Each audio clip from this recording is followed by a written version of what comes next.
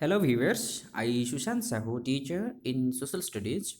Welcome you all to class 9, Political Science, chapter number 4. Fourth chapter, it is Institutional Design. This is part 1. So let us start this portion. Walking of Institutions.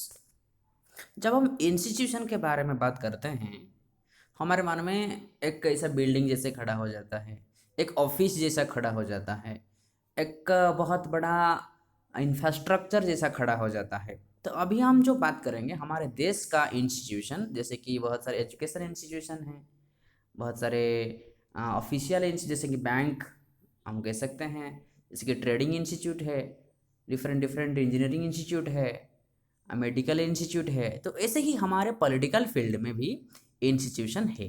तो कैसे है, क्या है, हम थोड़ा देखते हैं। इसमें आज हम फोकस करेंगे, मेन कंटेंट जो है ये टोटल चैप्टर का आज हम कितना पार्ट कवर करेंगे वो तो पढ़ने से पता चलेगा, लेकिन टोटल जो पोर्शन का है हम थोड़ा ओवरऑल हाईलाइट देख लेते हैं। एक ऑफिस मेमोरेंडम के बारे में बात करेंगे, वो होता क्या है, ऑफिशियल मेमोरेंडम क्या है, इसको OM शॉर्ट फॉर्म में कहते हैं। मंडल कमीशन एक्ट है, ये किस लिए बना गया था, किस कैटेगरी लोगों के लिए बनाया गया था। फिर द डिसीजन मेकर्स के बारे में बात करेंगे, जो डिसीजन होता है हमारे देश का, ये कौन डिसीजन लेता है, किसके लिए डिसीजन लिया जाता है। Next, opposition against the Mandal commission, जो मंडल कमीशन हुआ था उसके अगेंस्ट में कैसे लोग अपोज किए रूल को, वो लॉ को हम बात करेंगे। फिर नीड फॉर पॉलिटिकल इंस्टीट्यूशंस, हमारे देश के लिए ज़रूरत है पॉलिटिकल इंस्टीट्यूशन होना। फिर हम देखेंगे why do we need a parliament, हमको पार्लियामेंट क्यों ज़रूरी है। फिर 2 हाउसेस ऑफ पार्लियामेंट, 2 हाउसेस हैं जैसे कि हमारे लोकसभा और फिर राज्यसभा। फिर हम बात करेंगे फंक्शंस ऑफ पार्लियामेंट, पार्लियामेंट का फंक्शन क्या है, क्या काम है उसका। फिर बात करेंगे political executive and permanent executive, ये दोनों का मीनिंग हम पढ़ेंगे और ये दोनों के बीच में डिफरेंस पढ़ेंगे।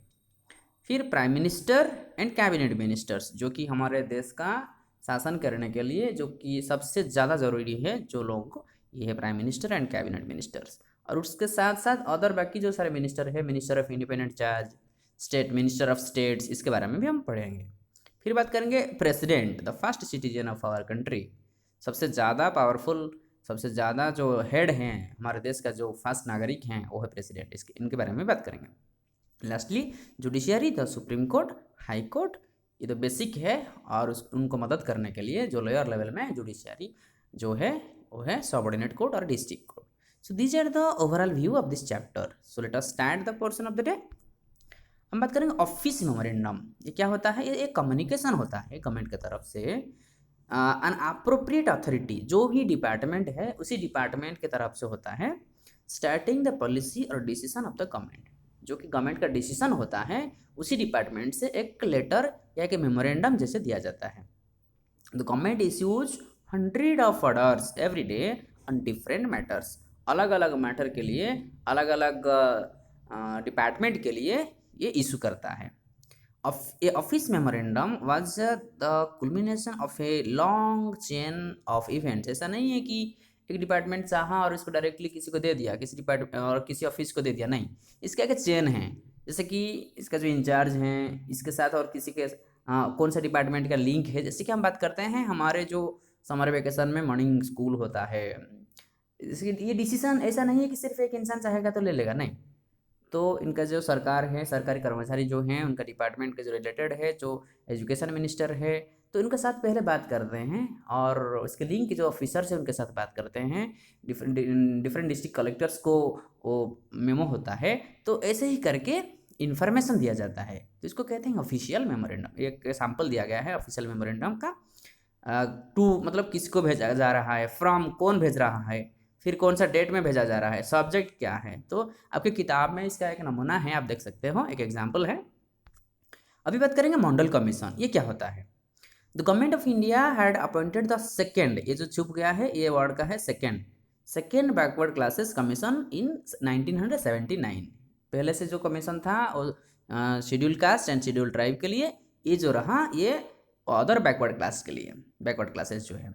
It was headed by BP मंडल, ये जो BP मंडल का पिक्चर आप देख रहे हो ये लीडिंग लिए थे। और इट वाज पॉपुलर था, इसलिए उनका नाम से लेके मंडल कमीशन बना। ये क्या पूछे थे? It was asked to determine the criteria to identify the socially and educationally, ये दो क्षेत्र में जो बैकवर्ड है, इन कैटेगरी लोगों को एक्स्ट्रा अपॉर्चुनिटी, एक्स्ट्रा फैसिलिटी मिलना जरूरी है।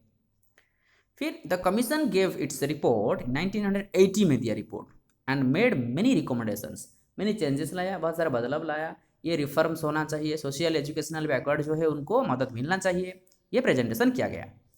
वन ऑफ दिस वाज जो था, उसमें जो डिफरेंट डिमांड्स था उनमें से एक है 27% ऑफ गवर्नमेंट जॉब्स, जो गवर्नमेंट जॉब्स निकलता है उसका 27% ओबीसी जो कैटेगरी लोगों को मिलना ज़रूरी है, ये डिमांड किया गया। और इसमें लिखा गया है सोशल एजुकेशनल लोगों के लिए रिजर्व होना जरूरी है, बैकवर्ड क्लासेस के लिए। फिर हम बात करेंगे मंडल कमीशन जो रहा उसका जो कंटिन्यू, मतलब नेक्स्ट पार्ट जो है उसमें the benefit of job reservation extended, right. ये जो SC ST जो छुप गया है, SC है ST है, SC ST पहले से था, अभी थर्ड कैटेगरी आ गया जो कि SC BC, कह सकते हैं socially and educationally backward class. These reports and recommendations were discussed in the parliament, parliament में डिस्कशन हुआ। तो इस समय में जो प्राइम मिनिस्टर थे VP सिंह, विश्वनाथ प्रताप सिंह, वो पार्लियामेंट का प्रेसिडेंट थे, सॉरी प्राइम मिनिस्टर थे। तो इसमें हम बात करेंगे फिर many parties and parliaments kept demanding for the implementation of the demands. 1989 में लोकसभा इलेक्शन जो हुआ, जनता दल जो था, जनता दल ने प्रोमिस किया था अगर हम इस इलेक्शन में जीत जाएंगे, अगर हमको गवर्नमेंट बनाने के लिए चांस मिलेगा तो हम ज़रूर ये वाला डिमांड को फुलफिल करेंगे। फॉर्चुनेटली जनता दल ने गवर्नमेंट बनाया और उनके लीडर जो थे VP सिंह जो प्राइम मिनिस्टर बने, और डिफरेंट मतलब ऑर्गेनाइजेशन जो है उनको सपोर्ट मिला, तो कमीशन का रिपोर्ट जो था वो डिस्कशन हुआ। फाइनली क्या हुआ, जो आपके किताब में एग्जाम्पल है, जो नमूना है उसमें लिखा गया है, जो ऑफिस ऑर्डर, ऑफिस मेमोरेंडम जो है 36012/30/90 was born on April 13, 1990, ये शुरुआत हुआ ऑफिशियल मेमोरेंडम से आया, जो एक्स्ट्रा अपॉर्चुनिटी के लिए। ये वाला हो गया। अभी बात करेंगे डिसीजन मेकर्स, डिसीजन कौन लेता है। जितना सारे डिस्कशन होता है, जितना सारे बड़ा बड़ा डिसीजन लिए जाते हैं, वो लेता कौन है? Decisions are made by government, first point, president of India the head of state and all the decisions are taken in his name. जितना सारे डिसीजंस लिया जाता है ये प्रेसिडेंट का नाम में ही लिया जाता है, लेकिन हकीकत में ये जो डिसीजन मेकिंग के पीछे किसका हाथ है? हमारे प्राइम मिनिस्टर हैं, जो कि हेड ऑफ द गवर्नमेंट। देखो, एक बताया गया हेड ऑफ स्टेट मतलब हमारे देश का, और एक बताया गया था हेड ऑफ द गवर्नमेंट। जो प्रेसिडेंट होते हैं इनको नॉमिनल हेड बताया जाता है, और जो प्राइम मिनिस्टर होते हैं उनको एक्चुअल हेड, जो रियल हेड बताया जाता है। तो प्राइम मिनिस्टर के साथ उनका जो कैबिनेट मिनिस्टर्स है, उनका जो ग्रुप है, वो सब मिलकर डिसीजन लेते हैं। Decisions are taken in cabinet meetings, जो कि कैबिनेट मिनिस्टर्स के बारे में बात किया, अलग अलग डिपार्टमेंट के मिनिस्टर्स होते हैं, उसमें डिसीजन लिया जाता है। पार्लियामेंट कंसिस्ट ऑफ 2 हाउसेस, जो कि एक लोकसभा है और एक राज्यसभा है। लोकसभा को कहते हैं लोअर हाउस, राज्यसभा को कहते हैं अपर हाउस।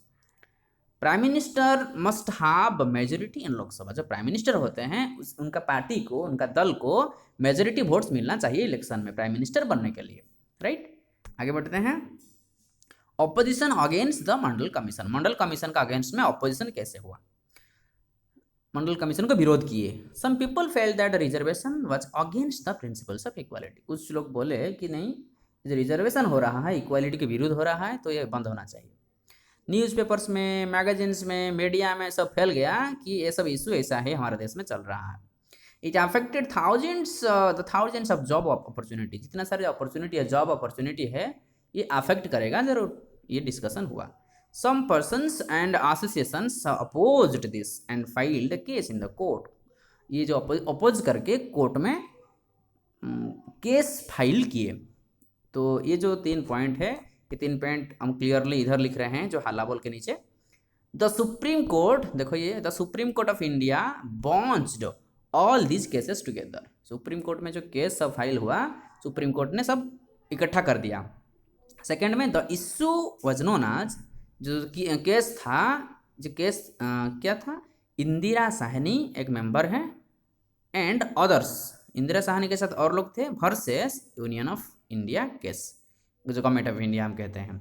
लास्ट वाला जो है 11 जजेस ऑफ सुप्रीम कोर्ट, 11 जजेस ऑफ सुप्रीम कोर्ट ये heard the argument of both sides, 11 supreme court का जजेस ये केसेस को सुनवाई किए, राइट। तो फाइनली ये तो इम्प्लीमेंट हो ही गया। अभी बात करेंगे need for political institution, political institution का ज़रूरत क्या होता है। In India the political institutions are arranging and carrying all the task of the country.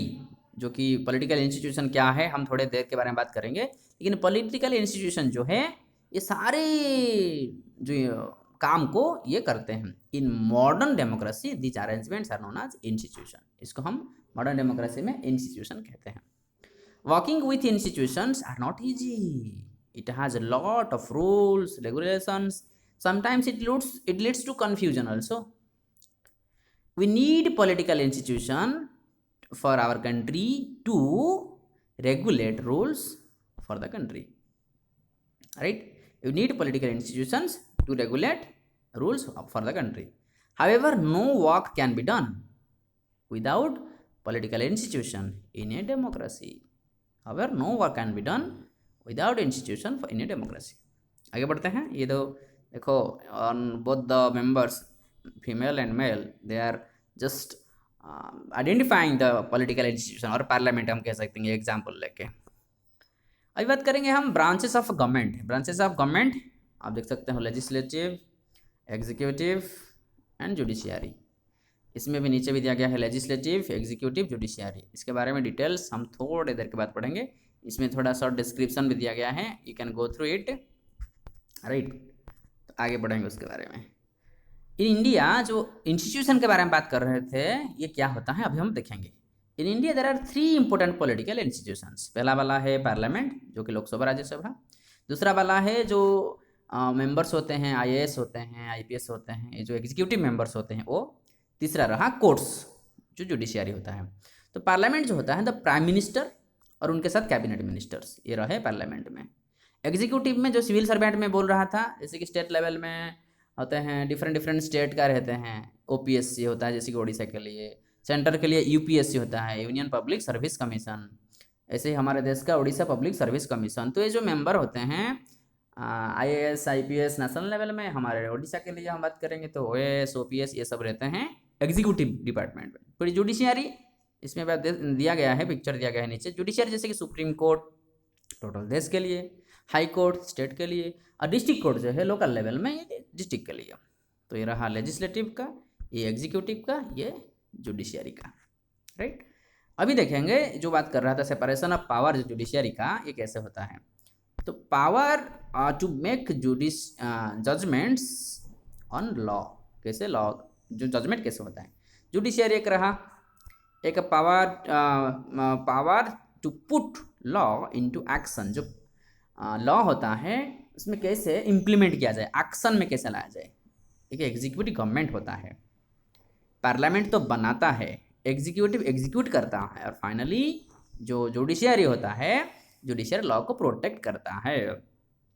अभी देख लें the legislature, the executive, judiciary. Parliament general council members जो होते हैं, पार्लियामेंट का स्टेट कमिटीज होता है, सिलेक्ट कमिटी होता है, जैसे कि डिबेट होता है, बिल्स होता है, इसके बाद ये पास किया जाता है, मेक लॉज फाइनली। एग्जीक्यूटिव क्या होता है, कैबिनेट मिनिस्टर्स होते हैं, पब्लिक सेक्टर जो होता है, डिबेट होता है, डिसाइड किया जाता है, ड्राफ्ट किया जाता है, और ये एडमिनिस्ट्रेटिव लॉ या इनिशिएटिव इम्प्लीमेंट करता है। जुडिशियरी क्या होता है, जो जजेस रहते हैं, डिफरेंट कोर्ट्स रहता है, ये अप्लाइज लॉ, मतलब लॉ को जो है ये प्रोटेक्ट करता है। So dear viewers, this is all about the discussion. Once again, we will meet in the next portion, next video. Till that, take care of your studies. Thank you all.